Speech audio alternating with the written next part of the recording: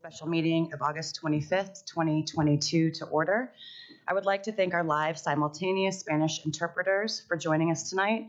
We are live streaming our meeting as well, which can be accessed from the district website. I know there is a lot of public interest in tonight's agenda, which is the start of an important conversation that will continue on for the next couple of months. Our next regular meeting is on September 15th, and public comment will be available at that time. Over the next 2 months, there will also be a number of opportunities for community engagement specific to school consolidation. Your voices are important, and we did not want the lack of a public comment opportunity at tonight's meeting to create any confusion about opportunities in the future. With that, roll call, please. Ms. Lang? Ms. Miller? Here. Ms. Parker? Here. Ms. Reed? Here. Ms. Schooley? Here. Dr. Varda? Here. Board, is there a motion to approve tonight's meeting agenda? I move that we approve the agenda for tonight's special meeting for August 25th, 2022. Is there a second? Second. Any objection or discussion? Hearing none, it has been moved and seconded to approve the agenda for the special meeting of August 25th, 2022. Roll call, please, Ms. Lang. Ms. Miller? Yes. Ms. Parker? Yes. Ms. Reed? Yes. Ms. Schooley? Yes. Dr. Varda? Yes. All right, the agenda is approved. Our first and only agenda item this evening is to hear the district's recommendation on phase 1 of Regional Opportunities for Thriving Schools.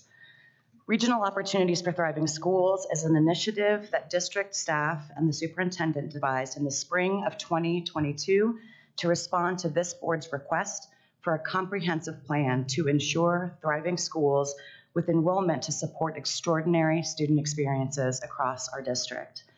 The purpose of the meeting today is for the Board of Education to receive the district's recommendation on school consolidations as required by board policy Fcb in order for this board to vote on school consolidations on November 10th, 2022. Superintendent Dorland, will you please introduce our presenters, and I will turn it over to you to outline what we will hear from your staff tonight. Thank you, President Schooley. I want to start off by sharing with you that our school principals are not here with us this evening. They are tending to the needs of their staff members who learned about what is being recommended for their schools late this afternoon, and families who are receiving this information as we speak. Our staff present tonight is here to share a recommendation to consolidate 16 elementary schools in Jeffco, impacting a total of 38 schools in 12 articulation areas. As your superintendent, as a lifelong educator, and also as a Jeffco mom and the daughter of a Jeffco retiree, this is incredibly difficult and emotional work for me to lead. We all love our elementary schools, and the broader Jeffco community has come alongside our schools for decades to support students and educators who are their friends and their neighbors. Our Jeffco community is very much like a family, which makes tonight's recommendations so very difficult. As some of you remember, the day I was appointed as Jeffco Public Schools Superintendent at the board meeting on April 21st, in April of 2021, it was the same meeting that the district announced the forthcoming closure of Allendale Elementary School. In my 16 months in this role, the impact of declining enrollment has been a constant pain point, especially for our smallest elementary schools who are struggling and have been struggling for many years to provide a thriving experience for our students and our educators. And this is not because of the individuals in those buildings, it is because of the lack of resources that these schools have to provide the program we all want for our students. Then earlier this spring, the Board of Ed once again faced the difficult reality of small elementary school that was no longer sustainable. The enrollment at Fitzmaurice Elementary, you'll remember, fell to below 100 students after round 1 of our enrollment process. With your votes to close Fitzmaurice, you directed me to create a comprehensive plan for elementary school consolidations that would limit the ongoing need to close unsustainably small schools on an individual, emergency, and last-minute basis. Tonight, our staff will walk through our recommended first phase of the Regional Opportunities for Thriving Schools, which addresses excess capacity in our elementary schools. I know that our district has had a challenging history with school consolidation decisions. I have taken time to ask questions, listen, learn, and build in lessons from the past so that we are smarter today than we were yesterday. Our recommendation is not simply a list of schools, but it includes steps to support students, families, and staff who are impacted through open, honest dialogue about what communities want for their students and how we can best bring two communities together as one more robustly resourced and thriving school. With that, I'm going to turn this over to our Chief of Schools, David Weiss, and Chief of Strategy and Communication, Lisa Relu. Thank you. Thank you, Superintendent Dorland. I'd like to thank the board for the opportunity tonight to present these recommendations. I also want to thank the central teams that have spent countless hours, as Ms. Dorland just mentioned, researching, planning, and pulling together these thoughtful recommendations. There's been a lot of work put into what you're about to see tonight. I want to thank our principals, the principals that are in our impacted buildings and also the principals that are not. Our principals have been a part of these conversations over the last few weeks, and they've led with integrity, and they've led incredibly well. I also want to give the board confidence that our leaders are prepared to do this work. They're ready to do this work. Our principals are ready to do this work, and the leaders centrally are here to support them. The schools that we're discussing tonight are staffed with excellent educators, and these recommendations are not a reflection of the quality of the educators in these buildings. We thank them for the work that they will continue to do to support our students and our communities. And lastly, I want to thank our community for their continued partnership that we plan on engaging over the next couple of months before we get to the night of the vote. And again, the reason that we are here tonight is not the fault of any one person. It really is a result of a changing community. And so I thank you for the opportunity again to present, and I'm going to hand it over to Ms. Relu to lead us through the presentation. Thank you. Thank you, Dave. And I'd like to also introduce my colleague who's here tonight, Ty Young. He is our project manager on the strategy team and specifically working on this work. As we get into the presentation that we're about to share with you tonight, we are going to be talking about some of the things that our schools don't have. What I want to be clear about is what our schools do have. They have students and families who love them. They have committed and dedicated educators and staff who show up to provide extraordinary experiences for students every day. They have visionary school leaders who inspire, and there's absolutely no joy in what we are presenting here tonight, but it is the work that we believe needs to be done. So the purpose of this presentation tonight is for the Board of Education to receive the district staff recommendation on school consolidations as required by Board Policy Fcb in order for the board to vote on school consolidations on November 10th, 2022. Jeffco Public Schools is the second largest school district in Colorado, serving 8% of the K-12 students in our state. We have 157 schools on 168 campuses, and our district is divided into 17 articulation areas. Jeffco Public Schools saw the largest decline of any school district in Colorado during COVID. We lost more than 5,000 students between 2019 and 2022. But this is not the only reason that we are here to make this recommendation tonight. Census data shows that while the population has been increasing in Jeffco and Jefferson County, at the same time, the population of school-aged children has decreased by almost 30,000. In addition to that, the underage 5 population has decreased, and we're seeing very low birth rates. We're not alone in this. A lot of urban areas across the country, urban areas in our neighboring districts are also dealing with enrollment declines that are impacting their school districts. A new poll from Education Next found that during the pandemic, public school districts lost nearly 2 million students across the country. Jeffco has the capacity to serve 96,000 students in our traditional in our traditional district managed schools, and we currently serve 69,000. In May, we shared with the board that there were 49 elementary schools with student populations under 250 and/or a building utilization of 60% or less that combined had more than 10,000 empty seats.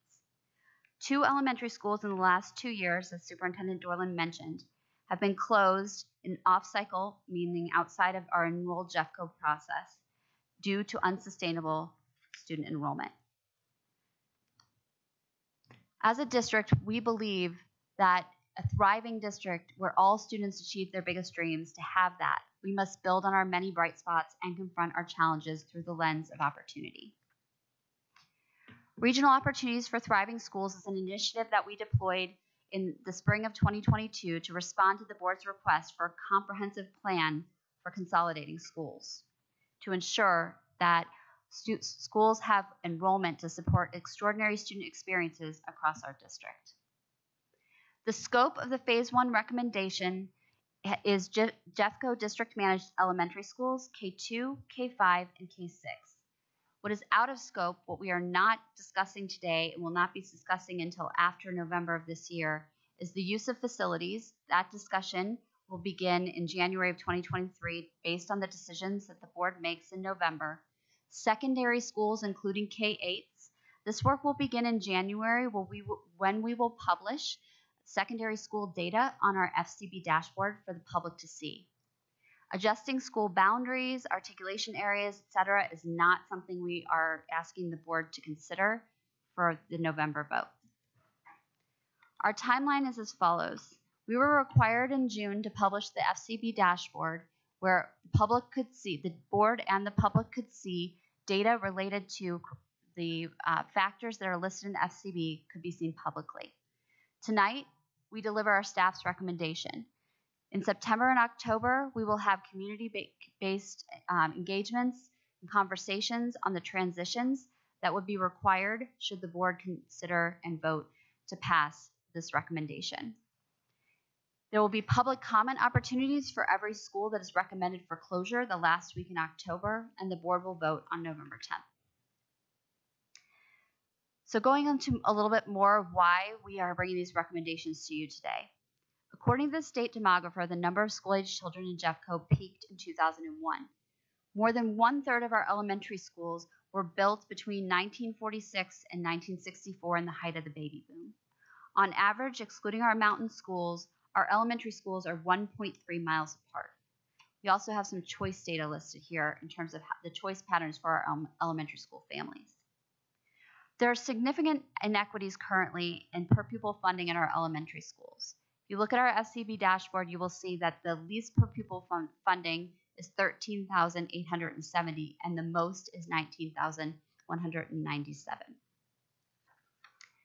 The district has made initial investments in specialized programs to attract students that not only has not resulted in more students in a lot of cases, but we have also been unable to fully resource due to declining enrollment in our district.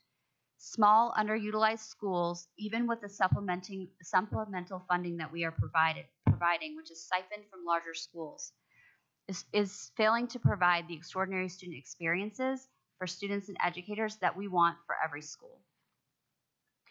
Our focus on extraordinary student experiences and a culture of instructional excellence require foundational staffing that cannot be afforded without this consolidation plan. The aim is fewer, more equitably resourced elementary school programs. Now we're going to go into some of our challenges. We want to be very transparent that Jeffco Public Schools has spent almost $16.4 million, or 2% of the 2018 bond-funded projects in schools that we are recommending tonight for consolidation. Additionally, these schools have received grants and gifts of support from community organizations. We have, however, not spent $12.2 million on projects that we've deferred because we knew that this work was coming. There are families who were impacted by the Allendale and Fitzmaurice closures who will be impacted again. there are staff members who have been through previous school closures who will be impacted again. Many of the closing schools are walk-only schools, and while their new schools will be close by, it is likely that many of them will need to take the bus. And while we can offer students the opportunity to move with their peers, we cannot guarantee that for our staff. The opportunity we have, given our unique context here in Jeffco, is that in most cases, we are able to move all students from one school to another, allowing them to remain with their peers in their existing articulation area. Two small schools can become one more sustainable and robustly resourced school. We talk about what we're looking for in a thriving student and educator experience, and that includes things like at least one class per grade level, but hopefully two. Consistent planning time, full-time supports where they might have part-time, half-time supports now, social emotional learning and mental health services, operational budgets to support materials and resources, full-time AMP, art, music, PE, designated to each building, family engagement, sports and staffing in each building, and easier to fill full-time positions, as our not full-time positions or part-time positions are often hard to fill. There is an opportunity also with cost savings. As many of you know and have heard, and our board knows very personally, that we have to have a plan to reduce our reserve spending, and this is going to help us do that. We anticipate ongoing annual savings brought forward on this package to be $8.5 to $12 million a year. So here's our consolidation criteria. On August 15th, 2022, the school had an enrollment of less than 220 K2, K5, or K6 students, or is utilizing 45% or less of the capacity of its facility, and there's an elementary school or schools less than 3.5 miles away that can serve the students from the closing school in the current articulation area. So the first or second thing up there, either enrollment or utilization, can be true, and there must be another place where we can serve those students within 3.5 miles. We have previously brought before this board this idea of urgent priority and high priority runway partnerships.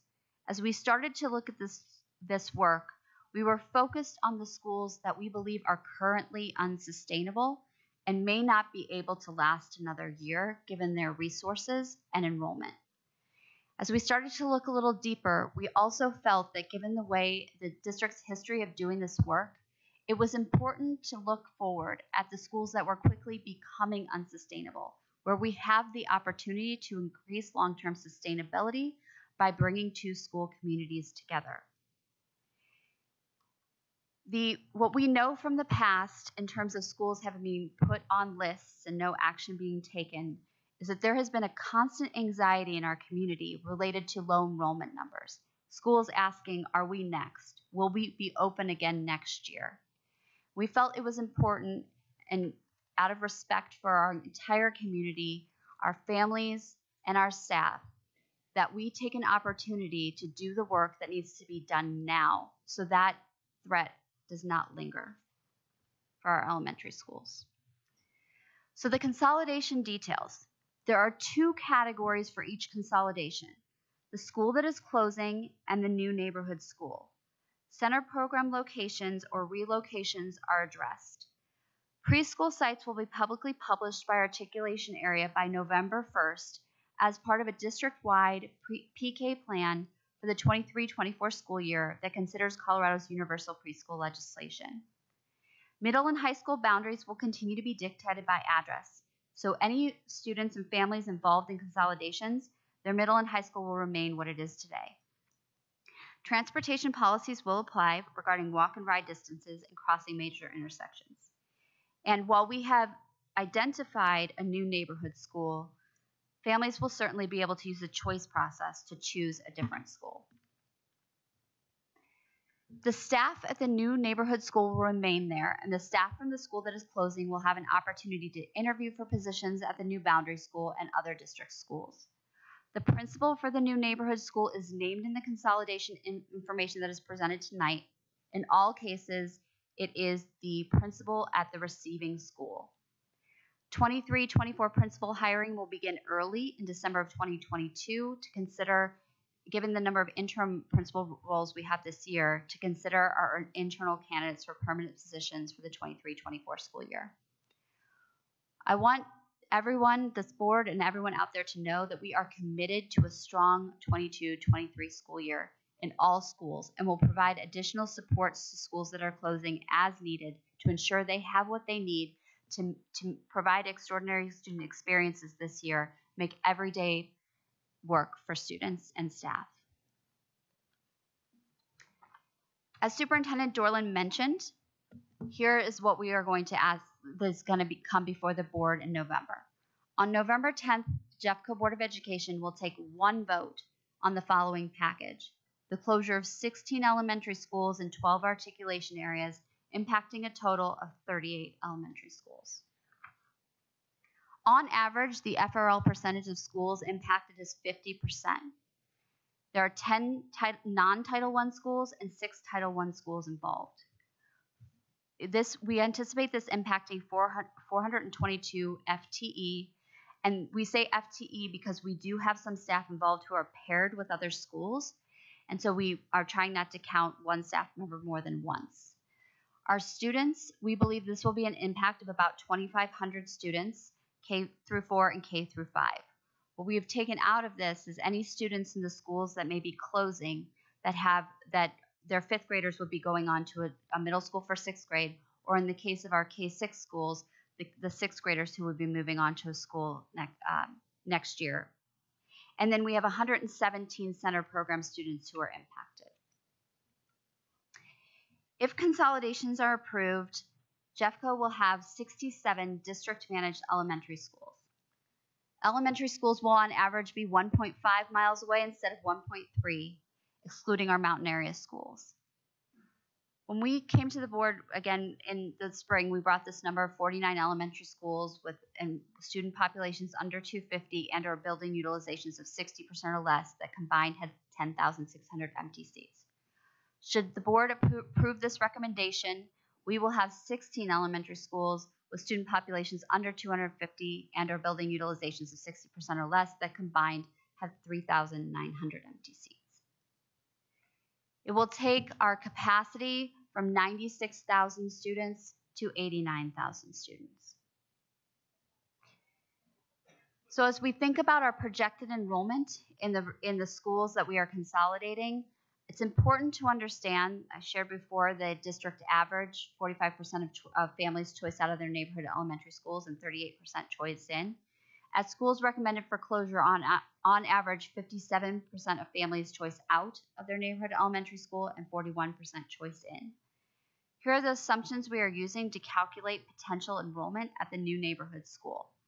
At the high end, we are taking the enrollment of the receiving school plus 80% of the total number of students currently attending the closing school. At the low end, we're taking the enrollment of the receiving school plus 35% of the choice in students at the school that will be closing, and 50% of the school that will be closing the boundary students who live in their boundary and go to that school. So here's the list here's our recommendation, our 16 schools. In Alameda, Emory will go into Lasley, and the center program at Emory will be relocated to Rose Stein. Where there isn't a center program listed, if there is a center program, for example, Peck has a center program that is just able to move to Seacrest. We had to make other provisions when we were moving one school into another school that already had a center program, as our philosophy around center programs is that we do not have more than one center program at a school, two different center programs. So we have Peck going into Seacrest, Thompson going into Swanson. The Thompson Center program will go to Hackberry Hill if needed, and we say if needed because it's very few students, and it's a particular program that students they need it at one time and they may not need it at another. So we will be working with those families individually. In Arvada West, we have Campbell. So this is the one place where we were unfortunately unable to find one solution. So Campbell students will go to Fremont and Vanderhoof, and the Campbell Center program will go to Vanderhoof. We are also making the recommendation tonight that Campbell become an ECE center in 23-24, as both Fremont and Vanderhoof do not have ECE programs currently. In Bear Creek will be Pfeiffer into Kendallview, Dakota Ridge, Colorado into Powderhorn, Green Mountain Elementary School will go into Foothills, and the Green Mountain Center program will be relocated to Belmar. In Evergreen, this is the 1-24-25 move. This is a special circumstance where we have a K2 school and a 3-5 school, Bergen Meadow and Bergen Valley. We will be building an addition onto Bergen Valley to serve that community with a PK5 school. Both of those schools currently share a principal. In Jefferson, Mulholm will go into Lumberg. In Lakewood, Glennon Heights into Belmar. The Glennon Heights Center program will go to Hutchinson. In Pomona, Parr will go into Little, Stanley Lake, Sheridan Green into Ryan, Stanley Lake again, Witt into Lucas, and then we have 3 moves in Wheat Ridge. Vivian into Stover with Vivian Center program going to Maple Grove, Wilmer Davis into Stevens, and Color Strand into Prospect Valley. So I'm going to take you quickly. We have a slide, which this deck is posted online at this time, and you can go through the various slides. Each slide here has the criteria for why the school is being recommended for closure and consolidation. And so it talks about the criteria, the school for closure, the new neighborhood school, estimated enrollment and utilization post-consolidation, the distance between the 2 schools, the principal, the center program type and location. And we have also listed here as required by policy FCB, the public comment details, time and location, where the board will hear from community members at that school. So I'm not going to go through, I read off the list, I'm not going to go through each of these, but I recommend that the board and other members of our community take time to examine the situation in each articulation area and with each school. I want to talk a little bit about what's next. So we talked about the unfortunate nature of having to impact our Allendale and Fitzmaurice families again. You can see here how many families we are looking at. We have identified these families, and we are going to work with them in the next couple of weeks to understand if they would like to make a transition this fall to the school that they would be going to next fall, so that they don't have to yet again go through another school closure. Per policy FCB, we are also required to have FCB committees. So every school recommended for closure will have an FCB committee that includes at least 4 and up to 7 members of the school community. And then we have listed out, and is also available on our website. I recommend you go to our website, the Regional Opportunities for Thriving School page, where it outlines this information. We're working with principals to set up these FCB committees. The FCB committees will be helping to spread awareness of opportunities for community conversations to maximize participation. We're also asking them to produce a report about the challenges and opportunities associated with the recommendations. The challenges and opportunities associated with the recommended consolidation based on the input received from the communities in September and October. And those reports will be provided directly to the superintendent and will be made available to the Board of Education. The district's partners at Keystone Policy Center will host 90-minute in-person community conversations in September and October at each school recommended for closure. So each school will have 2 conversations. All members of the school community are invited to attend, and neighbors are also welcome to join the conversation. District representatives at that September meeting will explain the process and factors that led to the recommendation and answer questions about the process. Community conversations are not being held to assess or debate whether to close any particular school or the process used to make recommendations to the board. A significant amount of time at the community conversations, especially in October, will be committed to looking forward aspirationally about what's possible. We will also be offering Spanish-only sessions held at some schools, and live interpreters will be available as requested so our stakeholders can speak and listen in the language of their heart. Public hearings. Per policy FCB, every school recommended for closure will have a public hearing with the Board of Education prior to the vote. We will be listing all of this information about signups and how many speakers we expect to be able to accommodate on our website. The district is also going to work with schools to offer transportation from their schools to the location of the public comment session to ensure accessibility for all families. Taking care of our staff is incredibly important to us. The district will follow JCEA and JESPA master agreements to support staff members with navigating employment opportunities in the 23-24 school year. That includes agreements about probationary and non-probationary teachers and mutual consent positions.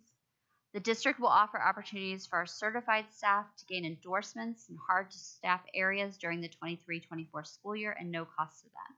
So as all of you know, we have many positions even starting this school year that remain unfilled, and we're hoping that by our current staff getting additional endorsements in this current school year, it will make them incredibly competitive for positions in the 23-24 school year. Our HR department is prepared to support our certified and ESP staff with resume writing and interview skills, and we're partnering with both associations to discuss potential internal-only hiring season and events prior to consideration of external applicants. Hiring for principals, as I said previously, will begin in December of 2022. Families. We are going to take care of our families in this process, meet with them, understand their desires, and help them through the choice process. There will be opportunities for organized school tours at new neighborhood schools. Of course, our student success team is ready to be in touch and work with our center program families. And families will have access to a staff member to assist them with the 23-24 school year enrollment decision. And as we've talked about before, we'll help them also understand where they have transportation. So for your November 10th vote, the district will put forward the following. One package recommendation for the closure of 16 elementary schools. A request for BOE support, the board's support, to initiate an RFP for community conversations on facility use beginning in January of 2023. An RFP for a study of school boundaries, district articulation areas, review of school programming and analysis of bus fees, building utilization evaluations, and choice patterns and trends. We believe this work is especially important in the context that we all live in, which is a choice context. And we need to understand how these things should work given the patterns that are of choice that our families use.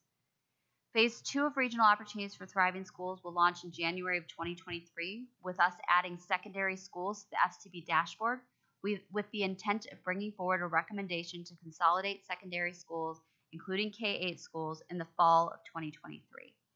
New criteria will be developed for Phase 2. So the criteria, I just want to be very clear that the criteria that we are using in Phase 1 will not be the criteria that we are using in Phase 2.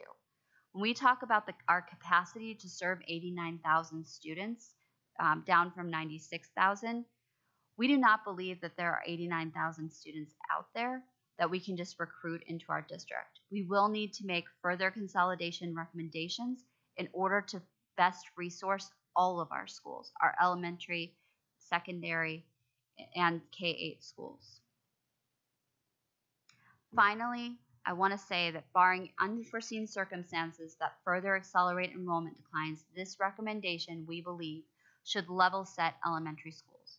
We do not anticipate an additional district-wide consolidation recommendation for elementary schools K-5 or K-6 in the near future. I do want to be transparent that since we have criteria of what we're looking for in elementary schools, we may have to consider individual elementary school decisions, but we do not anticipate an additional district-wide consolidation recommendation for these schools. So with that, I would like to turn it back over to Superintendent Dorland. Thank you, Ms. Relu. I want to end the staff presentation this evening by once again acknowledging the difficulty of these decisions. This has been an extremely challenging day for district staff, and I want to express care and concern for the 16 school communities that found out late this afternoon about this recommendation. I want to thank our school leaders and our district leaders who are side by side with our school leaders in sharing this news with school staffs. This is not an easy recommendation for any of us to make. We take this very seriously, and we know that at this point in time and moving forward, there's a lot of emotion around this recommendation in our Jeffco community. We don't take that lightly, and our hearts go out to the 16 communities who are processing through this news at this time. I want to thank those of you who are here tonight, present with us and listening to this recommendation. And I'd like to thank those of you who are listening from home as we've live streamed this recommendation and this meeting. I know you all care deeply about our schools just as we do. And I thank you for your support and your interest and your care and concern for our schools. I also just want to say thank you to our board for your leadership, and thank you for your consideration of this recommendation. Thank you, team. Much appreciated. This is our first opportunity for us as a board to receive the district and superintendent's recommendation around school closures and consolidations. We have the opportunity for comments, questions, clarifications as we begin a process of reflection and dialogue and decision making that will go up until our November vote. So I open it up to any board members who would have anything on their mind, comments, questions, or otherwise. Ms. Reed. I want to thank our district leaders so much for this work. This is the right work, but it's hard work. And this board asked you to do it. And you stepped up to the plate in a pretty spectacular way, I think. When I was running for office, people asked me how I felt about closing schools. And my answer then and my answer now is that it's very hard. There's no two ways about that. It's also necessary if we're going to give our schools the resources they need and give every single child the education they deserve. But it was really important to me that the process be transparent, that the metrics be clear and fair, and that people would be able to see it coming and that they would have input into what happened next. And you've done every single one of those things. The dashboard really helped people to see early on what was going on. The metrics are very clear. I know it can feel unfair if it's your school because it just hurts. But I really believe that these metrics were as fair as we could make them.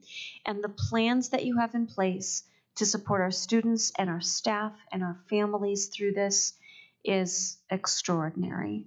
So I'm just in awe of the work that you've done. Thank you very much.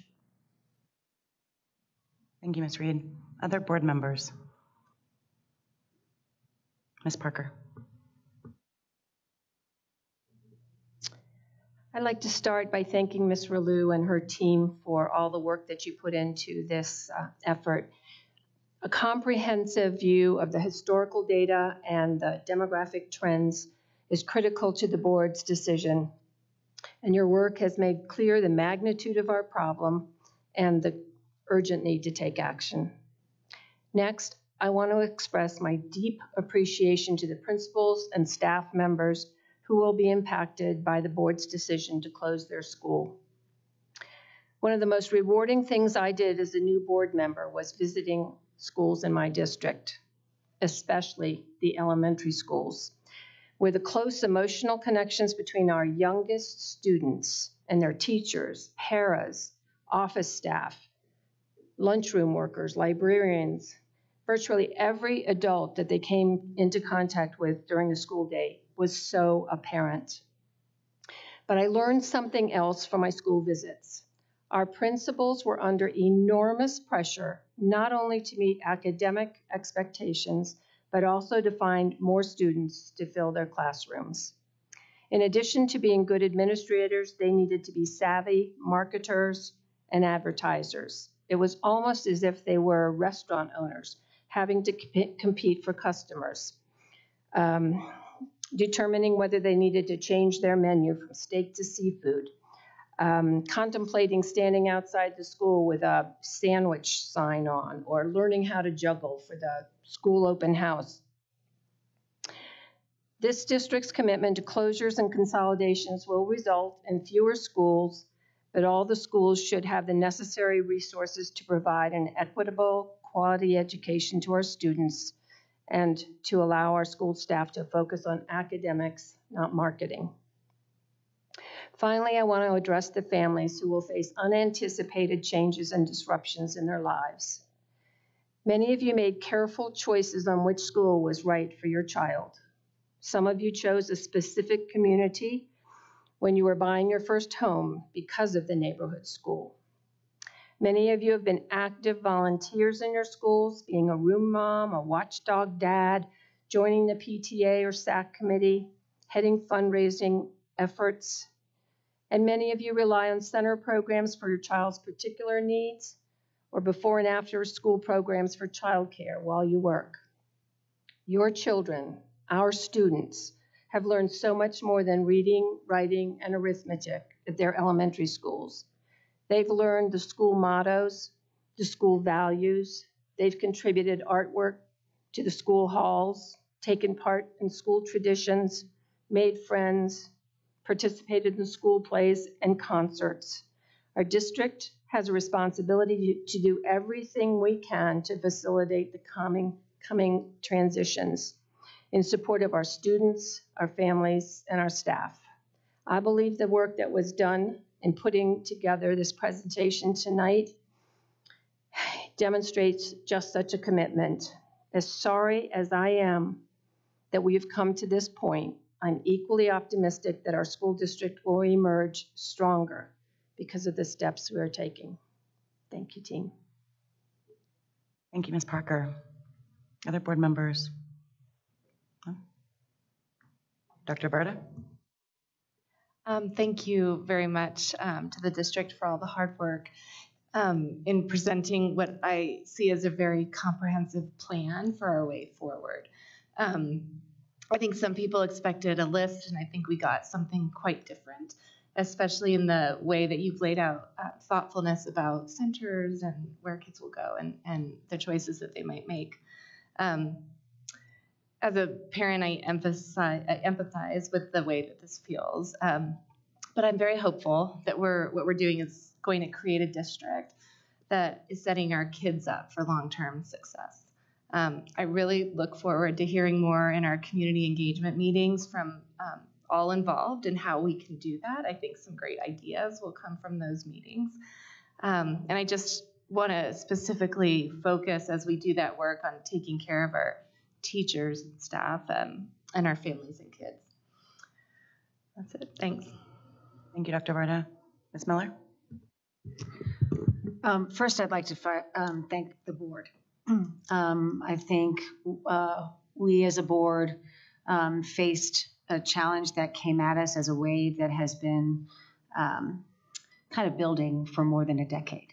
When our peak was in 2001, and we continued to build schools, and we continued to defer from one year to the next, we saw it happening. Pleasant View was the canary in the coal mine, and we just continued to pass it on down, expecting that something else would change. So Superintendent Dorland, I know you went through the Allendale experience the first day you were here. And then we went through the Fitzmaurice. And you said no more, and this board said no more. We've run out of road. We have nowhere else to go but to do this hard work. And I know, President Stephanie, that you lived and breathed it. And you know how hard it is for communities and what they're going to go through. I do also want to recognize that, we do have the loss of students and we need to understand why. So thank you very much for the next round of thinking about and identifying why we are losing students, because they're not just choicing out of their neighborhood school, they're choicing out of Jeffco. And that's going to be critical for us as a board to be able to deploy resources that are needed in order to sustain the academic outcomes and excitement that our parents and our children are seeking, but are finding it someplace else. I also know that this range of savings that has been provided in the package is a range. And we are facing a significant deficit of 30-some plus million dollars this next year with our deficit spend and looking into the future. So although this is a third of what that deficit looks like, we have a significant amount of work to do in our budget that will impact what happens in our schools. So it's not just the changing of the structure of how many kiddos we have in our schools, but it's also the costs of delivery and what those expectations will be. So this to me is the beginning of the hard work, and we have a great starting point, I think, upon which you and your staff have built for us to start with, recognizing that I don't want to say this is the easy part, but there's going to be significant work in the next number of months to address our deficit spend. So thank you again, and I'm glad that we have stopped the bleed or the death by 1,000 cuts, and that we are really working as a group to make sure that we move forward, no longer pushing it down, but rather having a long-range plan, not a long-range dialogue that continues. So thank you very much. Thank you, Ms. Miller. Rounding us out, I appreciate the hard work that's gone into this as well as a recommendation from you, Superintendent Dorland, and a lot of people doing a lot of hard work. I also just want to recognize that we have a history of a lack of decision-making around the issue of school consolidations and closures that has had lasting and significant impacts on a lot of our schools and has dictated to at least a substantial amount how parents have chosen or not to enroll their students in specific schools out of fear of, will my school be on the list next time around? And that is unkind. It has been unkind to communities to do that and has not helped at all in our effort to create thriving experiences for students over the years. So this as a starting point for the discernment that will follow, I find to be not a joyful moment at all, but I take comfort in the fact that there is a strong basis for which we will be making these decisions that will provide the transparency and clarity that our communities, our parents, and our school leadership and communities absolutely deserve moving forward. I also just want to recognize that there are certain communities and certain students and families specifically that are more impacted than others in this recommendation plan for a host of different reasons, and not calling that out would be disingenuous. And attending to that and making sure that the care that goes into the what's next and hearing the voice around the community conversations and how we provide structures and support for those communities particularly is critically important to me. So in part because I live in one of those communities, but also because I care about all of these kids. I also want to say that I look forward to and will make a strong call for the participation of the legislators, the city managers, the mayors, the city councilors that represent all the municipalities that are within our district and county. This challenge that we have is not just a school problem. It's not a public school issue solely.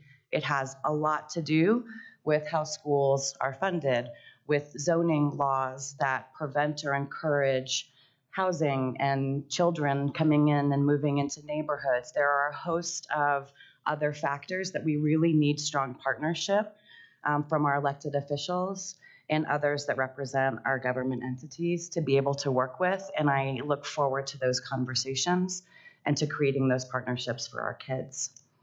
That is all that I have. Are there any further comments or questions? We will have, as I mentioned in the beginning and has been mentioned by others, a lot of dialogue that is to come. This is the beginning of a process, not the end. Are there any other comments or questions? Or Superintendent Dorland, do you have anything else you'd like to contribute? Great. With that, this meeting is adjourned. Thank you all.